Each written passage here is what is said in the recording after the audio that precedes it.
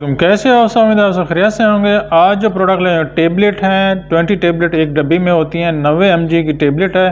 एनाप्लाग इसका brand name है और इसमें टेका ग्रेलोर इसका फार्मूला है। ये एक दवा है जो आम तौर पर खून पतला करने और दिल की बीमारियों के लिए इस्तेमाल होती है। ख़ास तौर पर हार्ट अटैक या स्टेंट के बाद खून जमने से बचाने के लिए इस्तेमाल की जाती है। मज़ीद इलाज की बात करें तो ये दवा दिल के मरीज़ों में खून के लोथड़े बनने से रोकती है। स्टेंट लगवाने के बाद या हार्ट अटैक के बाद मरीज़ को बार बार अटैक से बचाने के लिए इस्तेमाल की जाती है। खून की रवानी बेहतर बनाती है ताकि दिल की शरियानें बंद ना हों। तरीक़ा इस्तेमाल की बात करें तो दिन में 2 बार सुबह शाम इस्तेमाल की जा सकती है। दवा को बाकायदगी से लें। खुराक छोड़ने के बाद बीमारी बढ़ सकती है।